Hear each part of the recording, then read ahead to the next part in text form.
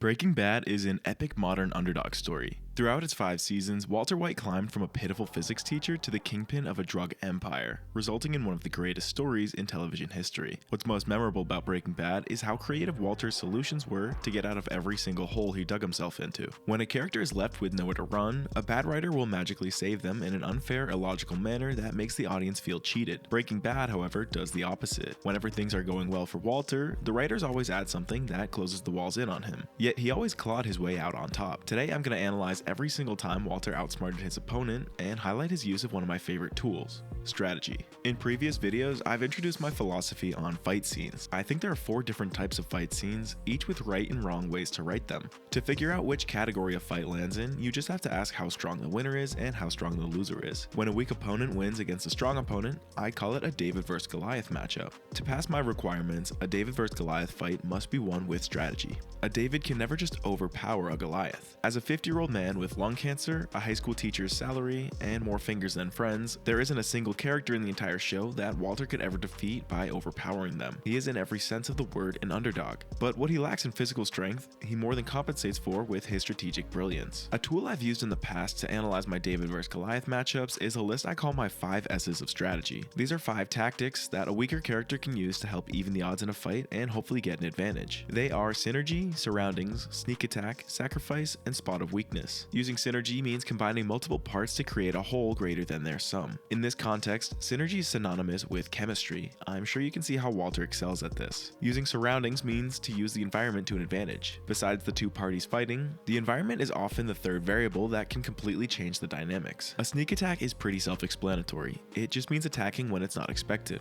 A sacrifice is a calculated trade-off. The key word is calculated. In exchange for a cost, a sacrifice can give a boost to whoever is willing to pay for it. If it isn't calculated though, then it's just a casualty. Last but not least is the spot of weakness. If an opponent has a soft spot, it doesn't take a war general to know that it's probably worth targeting. The idea is that these are all broad enough to exhaustively cover anything a David might use against a Goliath. These are all their proverbial slings. With these at his disposal, Walter White becomes something so much more than a man dying of cancer. He becomes a David whose Goliaths range from the cartel to neo-Nazis, and yet he always comes out on top. For the matchups in this video, few would fall under the typical idea of a fight scene. However, like fight scenes, all of these matchups have Walter's physical well-being on the line. If he ever lost any of these matchups, he would end up anywhere from in jail to the hospital to 6 feet underground. That's why I think it's fair to treat them the same way I would treat a fight scene. So without further ado, this is Walter vs. Goliath. To kick things off, we have what is one of the closest moments to a typical fight scene in Walter's entire story. The matchup is Walter vs. unnamed local bully. A real heavyweight match, I know. Looking at the chart, this fight would fall somewhere near the bottom middle. Walter is much weaker than the bully, but he wins. So how does frail old Walter defeat his much younger, much bigger opponent? Well, after the guys heckle Walt Jr., Walter leaves the store, but he is pissed. He's fresh off a cancer diagnosis and is feeling dangerous, so he storms back in, kicks the guy's leg in, and stomps on it repeatedly. That, folks, is a classic case of the sneak attack. The guy wasn't braced for a kick, nor was he even looking in Walt's direction. The attack was completely unexpected, mostly because it took place in a clothing store. This would be an example of using surroundings as well. Nobody expects to get attacked in a store because, the law says not to. A pattern I've come to notice is that sneak attacks and surroundings work together a lot. Once the guy got up, he ultimately backed down, realizing it wasn't a winning battle and dismissing Walter as a psycho. Had this fight taken place in a different environment and had the guy seen Walter coming, I think Walter would have gotten his ass beat 10 times out of 10, but by using a few strategies to his advantage, Walter was able to get his first taste of victory in a long road of underdog miracles. Something I love to see in all fight scenes but don't actually require in David vs. Goliath fights is characterization. This just means use the fight scene to tell me something I didn't already know. This fight does a fantastic job at characterizing Walter. We can already see how he changed from the timid man at the start of the episode to a man who's willing to be reckless in pursuit of getting what he wants. That recklessness is only going to grow as we move forward. I mentioned at the start that Breaking Bad's specialty was putting Walter in sticky situations and somehow still getting him out. That first fight was the least sticky of this entire list. He didn't even have to engage. However, this next matchup had Walter seemingly dead to rights, and is where I bet most of the audience immediately fell in love with the show. A whopping 10 minutes after that first fight scene, Walter finds himself with a gun pointed in his face. Emilio and Crazy 8 are convinced he works for the DEA and are about to kill him. 2 armed drug dealers versus a half-naked physics teacher in an RV. How's that for David vs. Goliath? To save his own life, Walter offers to teach them his recipe for meth. He quickly realizes that's not a long-term solution, so he hatches a plan. Like I said earlier, synergy is synonymous with chemistry in the context of these fight scenes. Synergy often comes in the form of good teamwork. That's why when two characters work well together as a team, they call it good chemistry. Walter took this literally and used actual chemicals to his advantage. In a synergy-based sneak attack, Walter combined a certain set of chemicals that reacted together in a small explosion. The result was a deadly gas bomb. He then used his surroundings, trapping them inside the RV with the toxic gas. His quick strategic thinking saved his life here and took Emilio's in return. However, Crazy 8 was not quite dead. By now we've seen that with the right strategy, anyone can come out on top. This is just as true in fight scenes as it is in the real world, which is why I'm happy to announce today's video partner, NordVPN. Online hackers are infamous strategists. From sneak attacks like phishing scams to using surroundings through compromised Wi-Fi, threats come in all shapes and sizes to anyone who uses the internet. If you're watching this video, I think that includes you too. Luckily, there's a foolproof way to protect against every weak spot, and it only takes a single click. With NordVPN, you can connect to thousands of different servers in over 50 different countries. This is super helpful in bypassing any regional restrictions on sites like Netflix, meaning you can watch anything you want. But on that note of hackers, NordVPN excels at stopping all of their malicious strategies. NordVPN will encrypt your online traffic to make your surroundings safe. Their threat protection feature can also warn you about malicious links, stopping a sneak attack dead in its tracks. To get access to this exclusive NordVPN deal, go to nordvpn.com/squampopulous and receive 4 bonus months on top. This is a risk-free opportunity with Nord's 30-day money-back guarantee. Again, that's nordvpn.com/squampopulous. Thanks for Nord for partnering with today's video.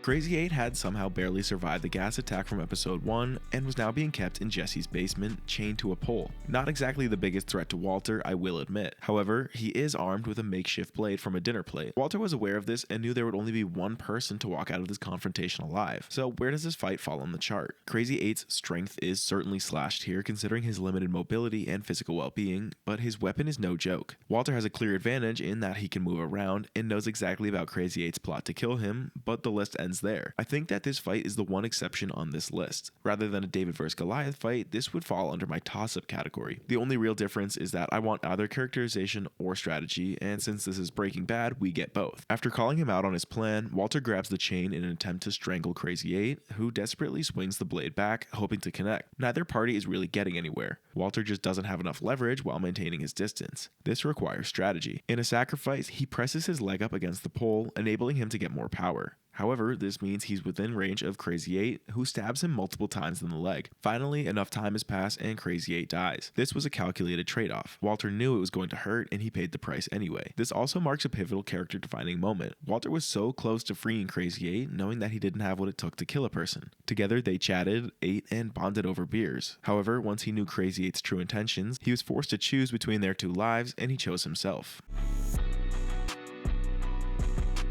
By episode 6, Walter and Jesse knew they were sitting on gold but needed to ramp up distribution, so they looked to Tuco Salamanca to hopefully strike a deal and set up a long-term relationship with. This backfired hard.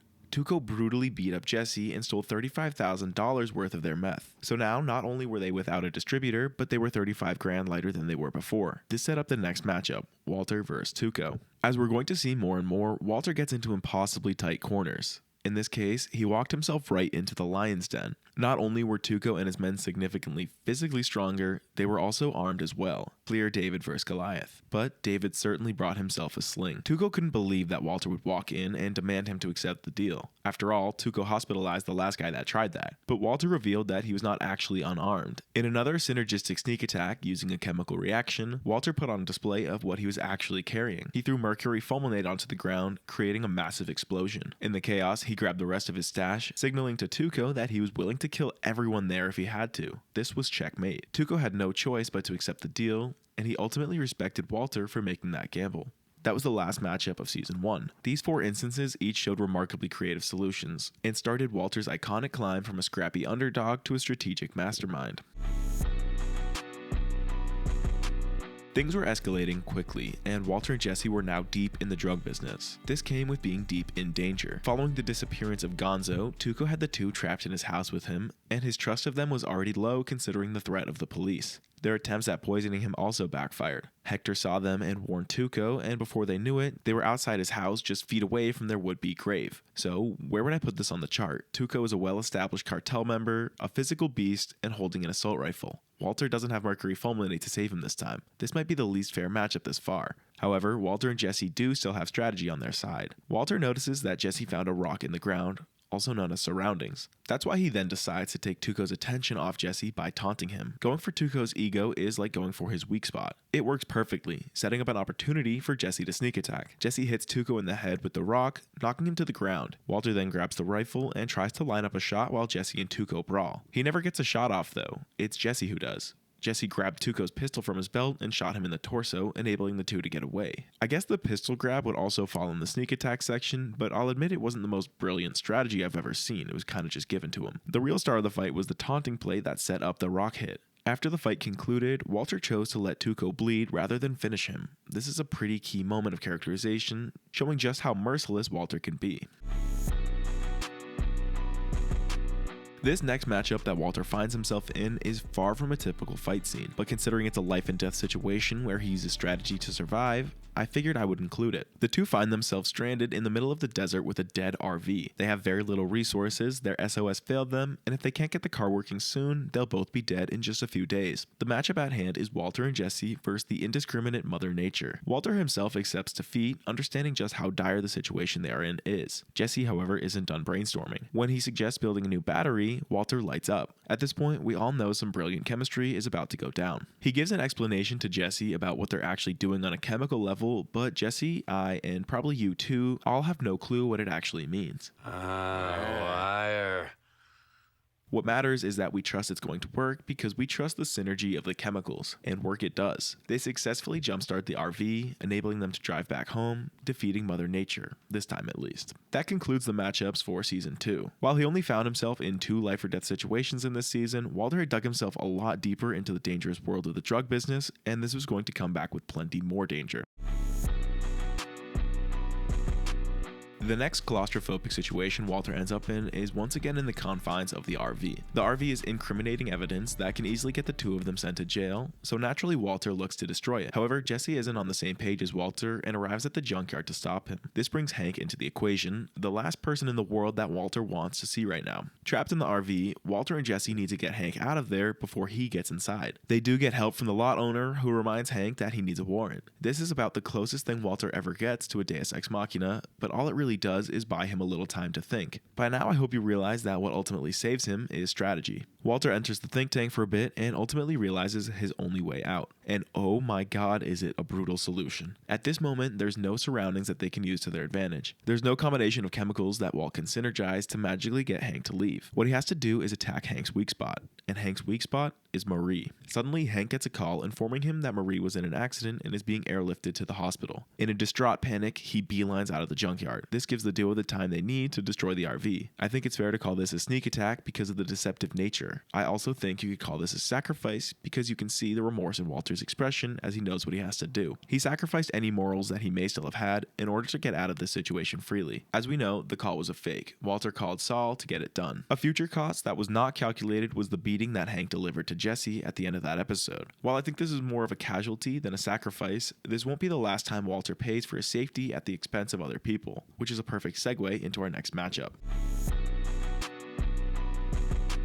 Throughout the next 7 episodes, a lot goes down, but none of the events really fall into the scope of this video. We're looking for life and death problem solving. That really doesn't occur again until episode 13. Following some recent reckless decisions, Walter is not on Gus's good side. In fact, the only thing keeping him alive is his unique ability to cook meth better than anyone else. Killing Walter would hurt Gus's business. However, Gus has had talented rising star Gail Bedecker working with Walter in hopes that he can ultimately replace Walter. Walter knows that his indispensability is quickly thinning with the prospect of Gail replacing him. So when Mike takes him to the laundromat for an undisclosed incident in the middle of the night, Walter knows that his life is in immediate danger. Luckily, he planned for this moment by having Jesse locate Gail's house. That is the only ace up his sleeve. In this particular matchup, we see Walter versus Mike and Victor, but what this really represents is the beginning of a long chess match with Gus. And Gus is the most powerful character in the entire show. So yeah, David vs. Goliath. Walter's first strategy here is a sneak attack. I'm pretty sure he's used a sneak attack in every single matchup so far. That should tell you a lot about his character. Anyway, he deceives Mike by convincing him that he can get Jesse to meet him somewhere. This would make Mike's life easier because Mike is responsible for tracking Jesse down. In reality, Walter is actually giving Jesse the order to kill Gale. If Gale is out of the equation, that means Walter is once again indispensable. This is because Gus's weak spot is a small pool of capable cooks. Meanwhile, it's Jesse who's tasked with actually carrying out the strategy. He's the one that has to pull the trigger, and as hard as it is for him to do it, he does. This would be a sacrifice because in Walter's eyes, it is a calculated payoff. However, he hardly pays any price. It's Jesse who pays the price of guilt, and Gale who pays the price of his own life. Walter once again claws out of a sure death situation, but at this point you have to ask if there's a single moral bone in his body. As for the future, he's also tarnished his relationship with Gus. Throughout Season 4, Walter and Gus enter a season-long chess match. As much as Gus wants Walter dead, he still doesn't have a cook to replace him. However, the one other person in the world that could replace Walter is actually Jesse. As it stands, if Gus killed Walter, Jesse wouldn't cook for him. Therefore, Gus spends most of the season trying to pry Jesse out of Walter's control, and he nearly succeeds. Walter was this close to admitting defeat and getting out of Dodge. However, with his back against the metaphorical wall, he hatches a two-step plan that I personally think solidified Breaking Bad as one of the most remarkable stories I've ever watched. Walter is well aware of Gus's intentions to spin Jesse against him, so he leans into this. The first step is to actually attack Jesse under the guise of it being Gus who did it. Jesse's biggest weak spot is his love and respect for children. This is a trait we've seen him exhibit multiple times. Whenever someone brings kids into danger, Jesse turns off any logical thinking and goes into attack mode. So Walt targets Brock, Jesse's girlfriend's son. As a sacrifice, Walter poisoned Brock with what Jesse assumes to be ricin, the very poison that the duo tried to use against Tuco and later Gus. This is yet another time Walter pays the price with someone else's well-being. However, when Jesse comes to confront Walter about this, Walter brilliantly spins it onto Gus. In a sneak attack, he deceives Jesse into thinking that Gus was behind it all along. He helps him make the connection that Gus did it to drive the two of them apart and finish off Walter for good. Watching this in retrospect, Walter is clearly acting and honestly overselling it. However, Jesse ultimately bought it. So despite all of Gus's best efforts, Walter has Jesse back on board with him, enabling Walter to enter phase 2 of his plan. Before we get to phase 2 of Walter vs. Gus, I just want to quickly ask you to like and subscribe if this is content that you enjoy. These types of videos take a lot of work, and those two actions show a lot of support to the channel and tell me to keep doing what I'm doing.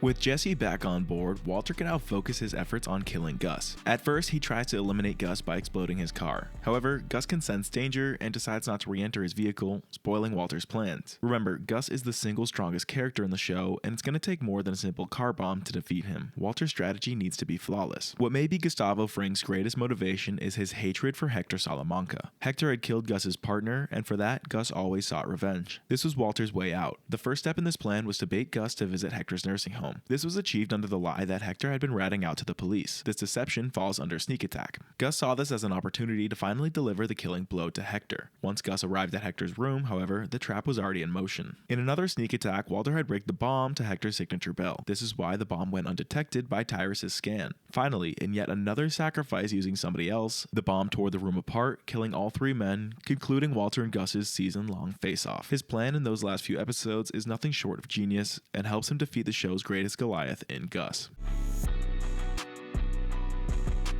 Entering Season 5, it seems like Walter had won, but knowing Breaking Bad writers, there's always a way to make your character's life harder. What Walter has to do throughout a lot of this season is cover his tracks, and they are massive tracks to cover. So with the first matchup, you really can't call it a fight scene. However, everything Walter has built up to this point is in jeopardy, so I'm going to throw it in as a little honorable mention. The police are in the possession of a computer with loads of incriminating evidence, so Walter, Mike, and Jesse need to quickly think of a way to destroy it or they're doomed. Walter thinks another bomb might be the play, but Mike assures him that's a terrible idea. What they're matched up against is not just the laptop, but instead the security of the evidence room. 2-foot concrete walls, 24-hour surveillance, seemingly no weak spot. David vs. Goliath. While those two butt heads, it's actually Jesse who thinks of the solution. Magnets! Oh! By using a super powerful magnet, they pair a sneak attack with a spot of weakness to jam the laptop and also end up slamming it against the wall. Once again, with the odds stacked against him, Walter still finds a way to win. At this point, he knows he's a mastermind and it's really gotten to his head. The next major threat to Walter's security is Mike and his crew. Mike has 9 men, all behind bars, who could all bring Walter down if they so please. Mike explains to Walter that the easy solution is to simply pay them off, but Walter's not willing to make that sacrifice. In an ego-driven temper tantrum, Walter shoots and kills Mike. This isn't a matchup though, there was no fight between them. Walter had no reason to do that. It wasn't a showcase of strategy, it was a showcase of Walter's insecurity. So what he now left himself with was the impossibly difficult task of taking out the other 9 men in Mike's crew. Once he gets the list of the men's names from Lydia, he puts it in the hands of Todd's uncle, Jack Welker. 2 minutes, 3 jails, 9 men. Jack compared the task to taking out Osama bin Laden, but Walter assured it could be done, and it does indeed get done. I know I said there'd only be one non-David vs. Goliath matchup, but after putting some thought into this for a while, I would actually categorize this one as a fly swatting. This is the category of fight scenes I made up that occurs when a stronger opponent takes out a weaker opponent. At this point in time, Walter is at his strongest, and I think that's what the purpose of this scene is. It characterizes him as a true kingpin, capable of making the impossible happen simply by applying pressure to his underlings. Throughout the next several episodes, everything starts to collapse under Walter once Hank learns he's Heisenberg. I won't really go into it because we're only here to talk about the moments where Walter's back is against the wall. In summary, Jesse and Hank outsmarted Walter, and then Jack and his crew betrayed him, and by episode 14, he had lost everything and was once again the David that we've seen all series long. That sets us up for the show's masterful finale, in which we see the matchup between Walter versus Jack and his entire gang of neo-Nazis. One last David vs. Goliath moment. At this point, we know that when the odds are stacked against Walter, this is where he does his best work. Throughout episode 16, we see bits and pieces of Walt putting together some contraption, and although we aren't quite sure what it's going to be, we all know it's going to come in handy. Once he finally arrives at the clubhouse, we see the first step of his plan in motion. He deliberately parks parallel to the house, right in front of the windows. However, he's able to stall it by going for Jack's weak spot. He accuses Jack of partnering with Jesse, which deeply offends Jack. Jack then pauses the execution to prove to Walter that Jesse is far from his partner, which is exactly what Walter wanted. During this brief pause, Walter finally gets a hold of his keys. Jesse is then brought in, and the situation is absolutely perfect for Walter to execute his strategy. He tackles Jesse, bringing the two of them down to the ground and out of range from the windows. In the commotion, he presses the trunk button on his keys, springing up a sentry turret that rains hell into the clubhouse. Here is perhaps Walter's most perfectly executed sneak attack. The only 2 survivors of this matchup are Walter and Jesse. There are no more Goliaths left, and after a short time, no more Walter either. So that wraps up the entirety of Walter vs. Goliath. Hopefully you leave this video realizing that no matter how sticky a situation may be for a character, or how low their odds are, a writer can always get them out of it by using creative solutions. The extra effort it takes is always worth it. If you enjoyed this video, I hope you like and subscribe. And if there's a story or movie that you'd like me to cover in a similar format, please let me know. Okay, video's over now. Bye.